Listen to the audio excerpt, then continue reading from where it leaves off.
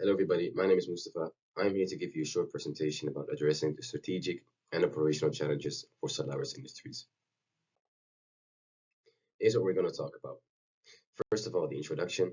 Second of all, section 1, section 2, section 3 and 4, and of course, the conclusion. First of all, who are we? We are an independent consultancy firm who are hired by Solaris Industries in order to help them overcome certain operational challenges. The challenges were mostly defeating the bulb effect or maximizing profits and the low key performance indicators that were resulted in a simulation, which we will talk about almost at the end of the presentation.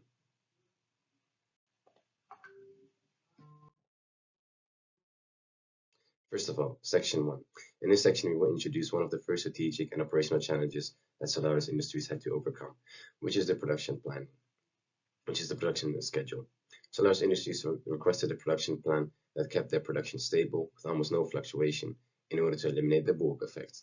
The bulb effect is a phenomenon that, with small variation in customer demand, can lead to significant fluctuations in orders placed in the upstream of the supply chain.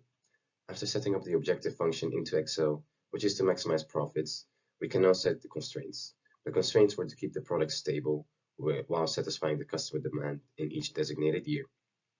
As you can see in the yellow highlighted table, our orders are almost the exact same over the 24-month period. The production plan, however, brings us a total profit of 40,482 euros. However, we can see that product 3 is a non-profitable product and is actually making Solaris lose money instead of gaining money or being break-even on the product, which is one of our key points of advice we would like to give to Solaris. Moving over to section 2. Section 2 is the medium-term production planning. After we found the production schedule over the 24-month period, we can start looking at the medium-term production planning. This is over the course of a 12-month planning horizon. For this planning horizon, we ensure that all required components and materials are available and able to meet the desired production schedule. After looking inside the bill of material, we can see that for product 1, we need 2 components of child item A and 1 component of child item B. For child item A, we need the raw materials F and G, and for child item B, we need the raw materials I and J. Using these bill of materials, we can create an MRP web, which is shown in the picture below, that we will know what we need to produce for what item. For example, level 0 is the desired product. For example, product 1. Level 1 is the desired components that we need to create the product, and level 2 in this situation are the raw materials to create the components that we need to create product 1 with. For example, we see that the exponent on the arrow from product A is 2 and product B is 1, which means we need 2 components of product A, child item A, and 1 unit of child item B in order to create parent item 1. We can also see the MRP table. The gross requirements are essentially what we made in the 24-month planning period in section 1. We have an on-hand inventory of 50 units and a gross requirements of 133. If we take these two, it means that for period number 1, we need 83 units. For period number 2, we need 133 units because we don't have any on-hand inventory left since everything went to the requirements in period number 1. As we can see, we have a planned lead time of 3 time units, which means that for the planned release, we will need to adjust for that. For example, if you need an item in period 5, you will have to start producing that in period 2. Moving over to section 3. Section 3 is a simulation of the production process. This has been done in AnyLogic. After simulating, we acquired a few key performance indicators. For example, the average WIP. The average WIP represents a number of products or items that are currently in production process at any given time. It indicates how much work is being processed and waited to be completed in the system.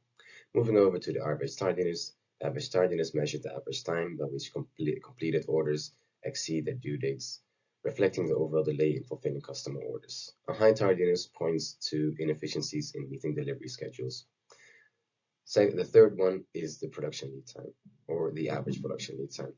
The average production lead time is the total time taken from start of production to the completion of the product, including the processing, queues, movement times, and it serves as a measure of how long it takes from a product to produce one to initiate it to the finish. And at last, the service level. The service level is based on the percentages and is how much percentage of the orders actually were on time. If we see the first picture at the top right, we can see that this is a simulation of the production process. Using the historical data Solaris Industry provided us with, we can see that the average service level is 13.8%.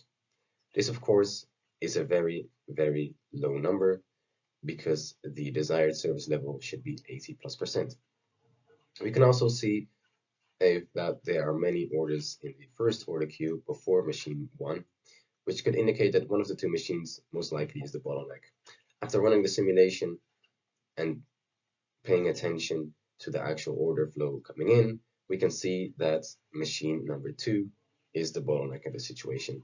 Machine number 1 has a capacity of 2 units, which means that it can produce 2 units at the same time, while machine number 2 only has a capacity of 1 unit. If we increase the capacity of machine number 2 to have the same amount of units and to have the same amount of capacity units as machine number 2, we can see that the service level goes up to almost 25%. This is almost an increase of 75% in service level, with only increasing the capacity for machine group 2 to the same as machine group 1. Actually improving the service level, tardiness, and all the key performance indicators are discussed in section 4. At last, section 4. In this section, we improve the production process in the simulation. We use the same key performance indicators as in section 3, but the inputs for the simulations are different. The inputs are the statistical derived distributions of the historical data provided to us earlier by Solaris Industries. As we can see in the figure, the service level is still 32%, which is an increase in comparison to the service level in section 3, but it's still not the desired 80+%. However, we can increase the service level by also increasing the due date horizon from a mean of 150 time units to a mean of 460 time units. Although this might increase the service level, we don't completely stand by this because this might drive customers away due to the significant increase in waiting time. An alternative solution is to increase the mean of the inter-arrival time from 11 time units to 12 time units, and in combination with that, increase the mean of the due date of 150 time units to 200 time units to also acquire the desired service level of 80+%. At last, the conclusion. The conclusion consists of 4 key points of advice. Starting off with product number 3. We acknowledge in section 1 that product number 3 is currently operating in a loss. Our advice to Solaris Industries is to completely scrap this product from production and start focusing on the marketing for product number 4 and product number 5, which are the most profitable products. Key point advice number 2 is for the MRP. Our advice is that Solaris Industries should keep themselves strict on this MRP and ensure themselves that all required components and materials are available to meet the desired production schedule. Key point advice number 3 comes in line with key point advice number 4. Key point advice number 3 is about the due date horizon that we talked about in section 4. If we change the due date horizon from 150 time units to 460 time units, the service level will meet the required 80+%. However, this might drive customers away since Solaris Industries is currently providing 150 time units, a mean of 150 time units instead of 460 time units, and customers might go to the competitors. So we provided an alternative solution is the inter-arrival time. If we change the mean of the inter-arrival time from 11 time units to 12 time units in combination with changing the mean of the due date horizon from 150 time units to 200 time units, the service level will also meet the required 80+%. This was a short presentation about the challenges Solaris Industries faces and the potential solutions. I hope you enjoyed it, and I wish you a wonderful day.